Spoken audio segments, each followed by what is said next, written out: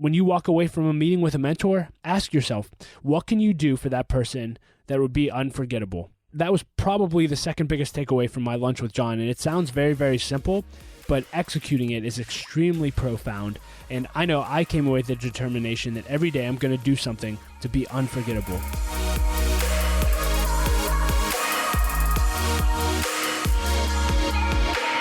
Well, hey, leader, and welcome to episode number 298 of the L3 Leadership Podcast, where we are obsessed with helping you grow to your maximum potential and to maximize the impact of your leadership. My name is Doug Smith, and I am your host, and today's episode is brought to you by my friends at Bare Tongue Advisors. If you're new to the podcast, welcome. I'm so glad that you're here, and I hope that you'll enjoy our content and become a subscriber. And if you've been listening to us for a while, thank you so much. That means the world to me, and I would love it if you would leave us a rating and review on Apple Podcasts or wherever you listen to this podcast through. That really does help us grow our audience and reach more leaders, so thank you in advance for that. Well, in today's episode, you'll hear a replay of a lesson that I recorded 2 years ago called The 10 Lessons That I Learned from My Lunch with John Maxwell. And yes, almost 2 years ago, I had the opportunity and privilege to have lunch with John, and few leaders have had more influence on my life than John, and so it was such an honor and privilege to sit down with him for an hour and learn from him personally and ask him questions. It was beyond a bucket list experience for me, and an experience that I'll never forget, that's for sure. But I truly do believe that anything I get to experience in life, I want to share with you. That's actually why I started this podcast in 2012. I was spending time with leaders a lot on a monthly basis, and my peers started saying to me, Doug, I wish I could spend time with the leaders that you do. And I thought, well, you probably could if you just asked and put some intentionality behind it.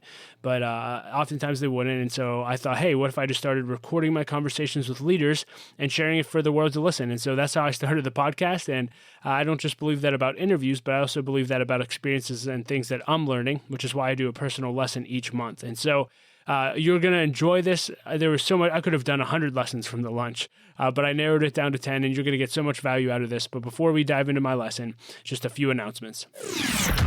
This episode of the L3 Leadership Podcast is sponsored by Bare Tongue Advisors.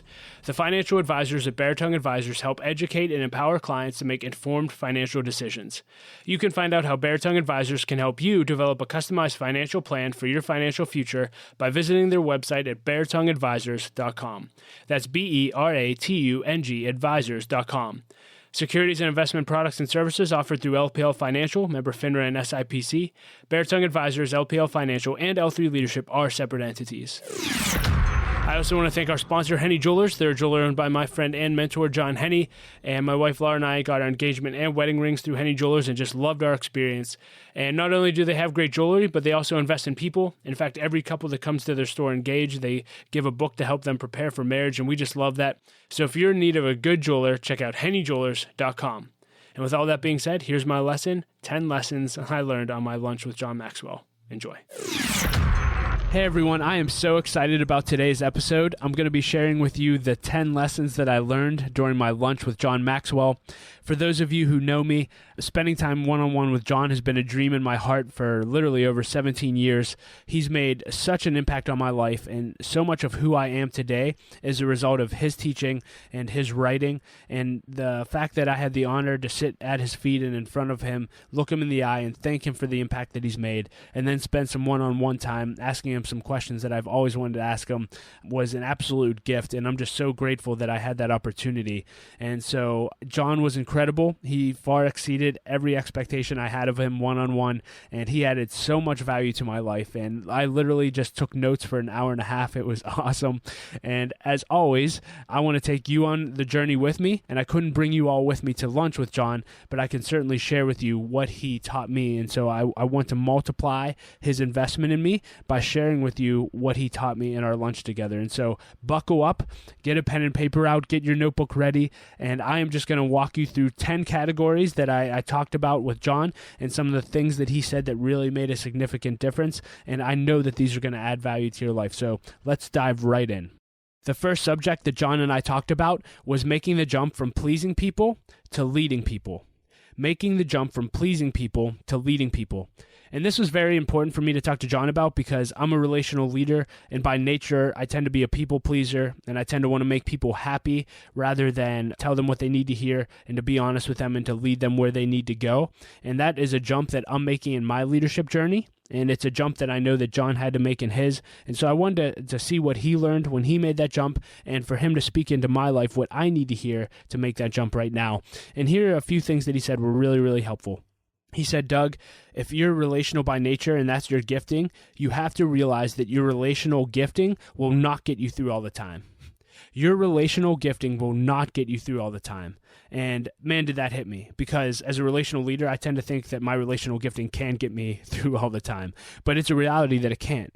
And he said he had a leader very similar on his staff, and he had to sit down with him to help him grow. And he said, listen, the good news is everybody loves you. The bad news is your leadership won't get people where they need to go.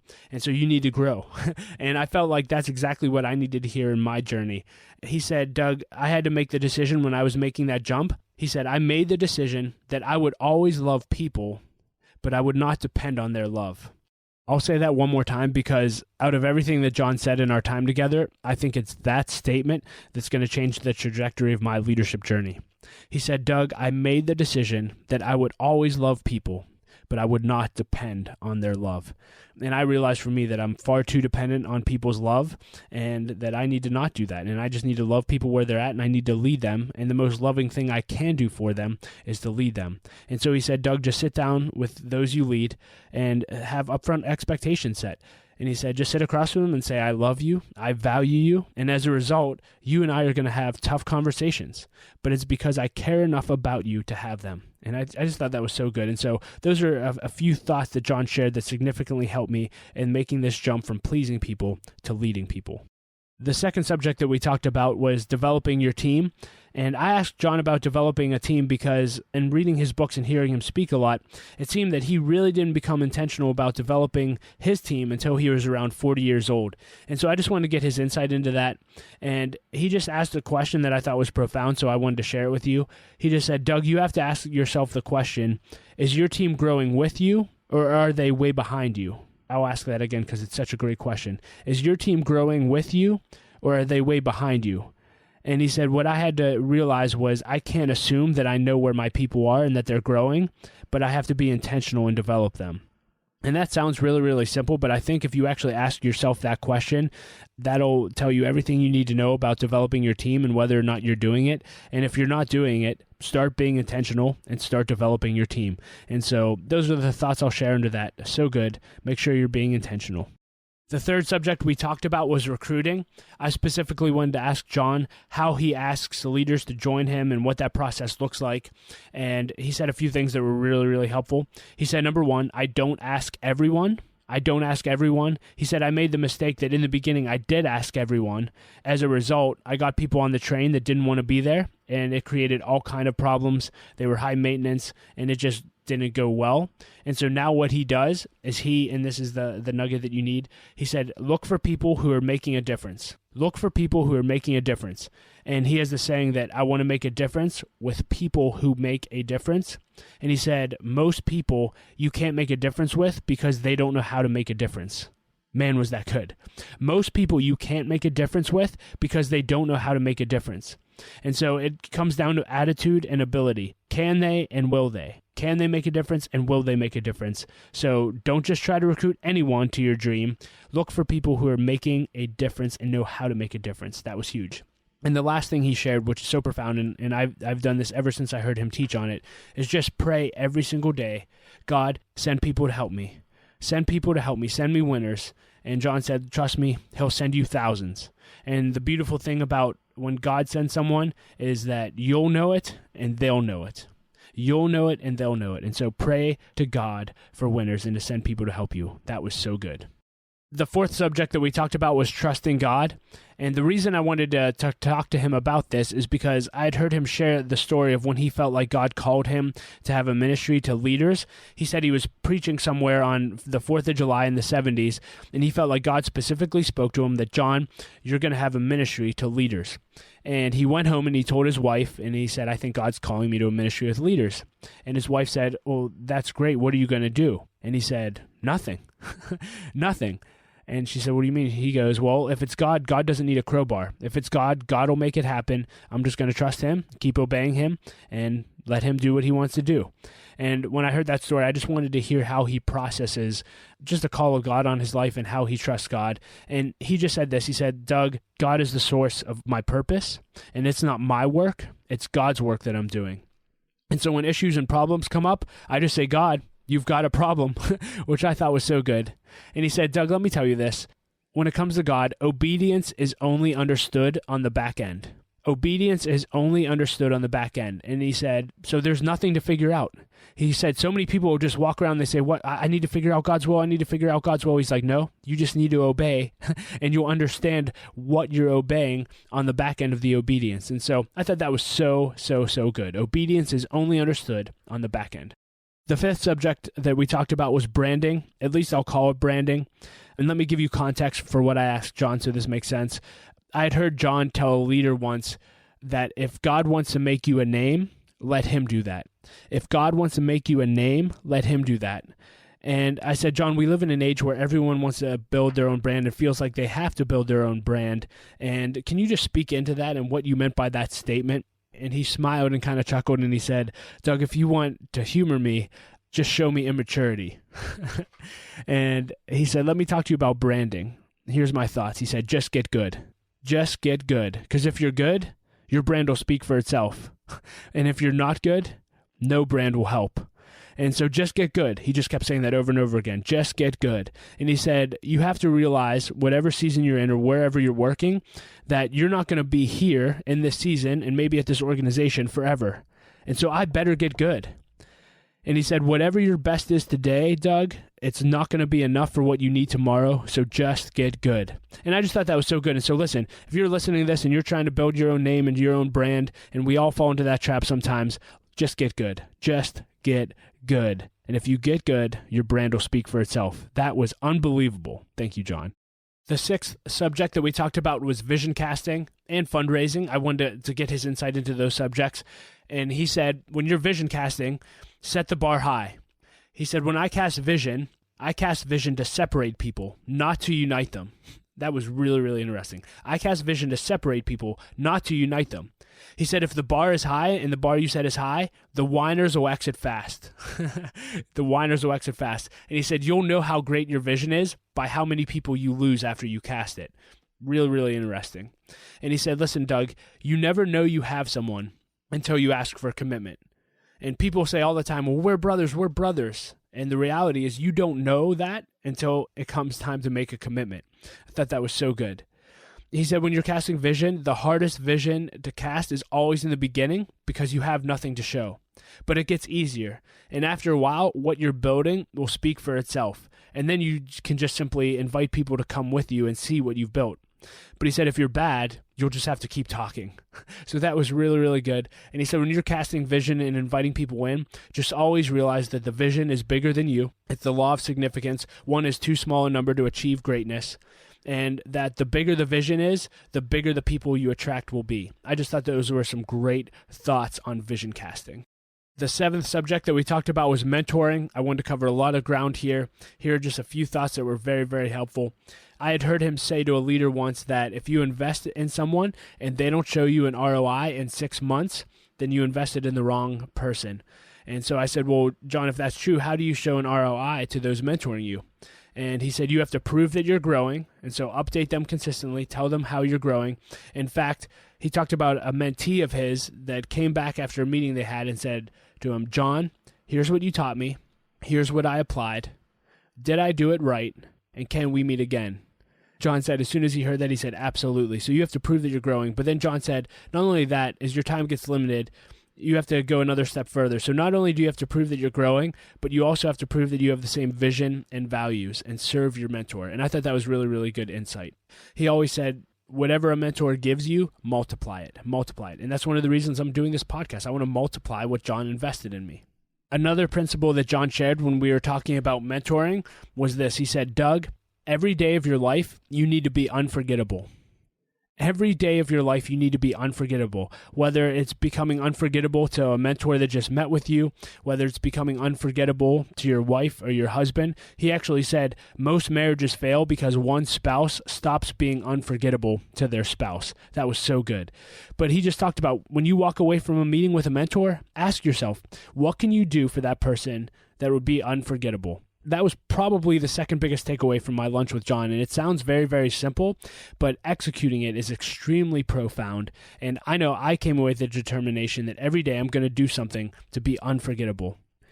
And the last thing that I talked to John about in the area of mentoring was John every year makes a list of 10 leaders that he serves. And I said, John, I know you make that list. I have a similar list. And I'm just curious, what do you do intentionally to serve those leaders? Like, what do you do for them? And John looked at me and laughed, and he said, Doug, I ask them how I can serve them. And I bust out laughing. I'm like, yep, that makes sense. And he said, listen, I just sit down with him and I said, what can I do for you this year? What's the one thing you want me to focus on that I can help you with them? And he said, let them call the shots. And then he said, it's very, very simple. Help them get what they want. Like Zig Ziglar said, you can get everything you want in life if you just help enough other people get what they want. And he brought up the whole Andy Stanley principle of doing for one what you wish you could do for everyone. And so, leader, I just want to encourage you. Do you have a list of leaders that you serve every year? Make a list of 5 to 10 leaders and reach out to them and say, hey, how can I serve you this year? What's one thing I can do to bless you? And let them call the shots. I think it'll change you, it'll change them, and you'll be better for it. The 8th subject that I talked to John about was creating unforgettable experiences. One thing I love about John is he creates experiences for people that they could never get on their own, and people have an absolute blast when they're with John. They make memories that they never forget. And so I wanted to learn more about how intentional he is about creating unforgettable experiences. And he said a few things that were fun. He said, Doug, most people in life are really boring. Most people in life are boring. And he said, I made a decision very early on in my life that I would commit my life to not being boring. And I encourage you to do the same thing. And he said, the secret to not being boring is to being intentional. The secret to not being boring is to be intentional. And we talked about how every dinner he has a list of 30 questions on his iPhone for dinner topics. And so he'll bring it out and he'll ask a question. And he said one of his favorite questions to ask at a dinner to make it more intentional and make it more fun is, what is the best advice you've ever received and who gave it to you? What's the best advice you've ever received and who gave it to you? And he said, why I love that question is you're going to get wisdom, but you're also going to get great story. And so more than anything, he said, you just have to be intentional. The secret to not being boring is to be intentional, and that's how you create unforgettable experiences. The 9th subject that I talked to John about was paying the price. Paying the price. I've always wanted to talk to John about this because one of the stories that I've heard him share that's impacted me the most was the story of this young leader who came up to him at a break during a conference, and they said, John, I want to do what you do. And John said, what do you mean? And he said, I want to do what you do. I want to sit up in front of hundreds of people who paid hundreds of dollars to be here, and I want to speak to them and add value to their life. Like, I want to do what you do. And John smiled, and he looked at him. He thought maybe it was time for some teaching, and he said, young man, I understand that you want to do what I do. Trust me, I do. It's a great thing. But the question isn't, do you want to do what I do? The question is, do you want to do what I did so you can do what I do? I think that is such a great question. And he talks about whatever it is you want to do, you have to figure out what the price is. And small dreams have small prices and big dreams have big prices. And once you figure out the price, then you have to figure out whether or not you're going to pay the price. And so I just said, John, what are some of the prices that you've had to pay along the way in your journey to be where you are today? And here are a few that he shared with me. He said, Doug, when you're a young leader, the price is often loneliness. He said, often when you're young, you leave your peers, not because they're your peers, but because your peers aren't growing, and that can be lonely. I thought that was really good insight. He said, another price is the price of expectations placed on me. He said, Doug, every day people are hoping that I'll help them. Comes a lot of weight with that. He said, the price of hard decisions. He said, so much of leadership is learning to disappoint people at the level they can take it today. I thought that was really interesting. You have to learn to disappoint people at the level they can take today. He said, the price of handling pressure and responsibility. And I said, how do you handle all that? Is it easy for you to handle today? And he said, Doug, when it comes to handling things, what's easy to handle today, I can promise you, was not easy to handle yesterday. And let me just say this, he said, if it's easy early, it's almost always wrong. Man, was that good. I thought that was extremely profound. What's easy to handle today was not easy to handle yesterday. And if it's easy early, it's almost always wrong. And the last thing he talked about on paying the price, he said, listen, when you mess up, just admit that you miss it when you miss it. Just admit it. Set people at ease and take the high road. He said, listen, if you're good, it'll show up. If you're bad, it'll always show up. You may fool people today, but not tomorrow. Don't try to fool people. Just admit it when you mess up. Just some great insight under paying the price. The 10th and final subject that John and I talked about was integrity and character. And I said, John, you're 72 years old. You're certainly not at your finish line, but you've run a great race so far. When hundreds of leaders don't make it as far as you've made it, what would you tell me as a young leader that I need to do and focus on in my character development to make sure that I can make it to my finish line? I just wanted to have him speak into that. And he said a few things that were helpful. He said, Doug, go back and read the chapter on integrity and character and developing the leader 2.0, which is a phenomenal book. If you don't have it, order it today and read it. He said, have the courage to admit you don't have it all together and let people in on the front end of character issues. Don't try to hide it and be deceitful. Let people into your life. I thought that was so good. And he said, listen to me. He said, people think that there are less temptations as you grow older, and that's not true. There's not less temptations. They actually increase when you're older. And I thought that was really, really, really profound because I do think there's this assumption that as I get older, temptations will decrease, but they don't. So hearing that was really, really helpful. And then I asked John, I said, John, when you have a friend that's a leader that falls, how do you love them? And he looked at me and he sighed and he said, Doug, hundreds fall every year. And how I love them is I'm safe. I'm safe. And I'm not going to hurt them. And I'll do my best to help them. I thought that was so good. I'm just safe. I'm safe. And he said, Doug, we as a church need to be more embracing of leaders who fall. He said, we need to focus on how to get people out of their issue, not how we're going to communicate it to the people and fix this. And you certainly need to do that. But we're too quick to move on and not actually love people through their issue. And he said, when I speak to leaders, I ask leaders all the time, how many of you have had a day or two that you don't want anybody to find out about? Everyone raises their hand. And he said, you know what the difference between you and the people that a lot of people are judging right now are? They got caught. They got caught. And he said, so don't get morally smug on me. He said, if you settle that in your own life and realize that you've had bad days too, you've made bad decisions, and you need to repent just as much, if you don't settle that in your own life, you can't help anyone. And I thought that was so good. Leaders, let's do everything we can to grow our character and to grow in integrity so that we can make it to our finish line. When you have friends around you who fall morally, let's be there for them. Let's be a safe place for them. Let's help restore them. Let's pick them back up so that God can use them again one day. And leader, don't ever get to a place where you think that you're not susceptible to falling. It's when you get in those places that you're most susceptible. And so let's let people in on the front end of our character issues. And leaders, let's have the courage to admit that we don't have it all together. You know, more than anything, what I admire about John is he's run a great race. And he's been an example to me as a father figure, a grandfather figure, and as a leader. And I'm so grateful, not just for what he teaches, but for who he is. And that was probably my greatest takeaway from my lunch with him, is just being in his presence and realizing who he is and who he's become as a result of his pursuit of God and God's purpose for his life. And so there you have it, 10 lessons that I learned in my lunch with John Maxwell. I hope they added value to your life. I know they certainly did to me. It'll be a lunch that I never forget. Well, hey, leader, thank you so much for listening to the lessons that I learned in my lunch with John Maxwell. I hope that it added value to your life. And you can find links to anything that I mentioned in the show notes at l3leadership.org/298. And leader, the new year is right around the corner, and if you want to 10x your growth this year, I really want to challenge you to either launch or join an L3 Leadership Mastermind Group. Mastermind groups have been the greatest source of growth in my life over the last 6 years, and if you're unfamiliar with what they are, they're just simply groups of 6 to 12 leaders that meet together on a consistent basis for at least 1 year in order to help each other grow, achieve their goals, and to do life together. So if you're interested in learning more, go to l3leadership.org/masterminds. And as always, I like to end every episode with a quote, and I'll quote John Maxwell himself on this one. He said this, and I just love this. If you wouldn't follow yourself, why should anyone else? Great question in leadership.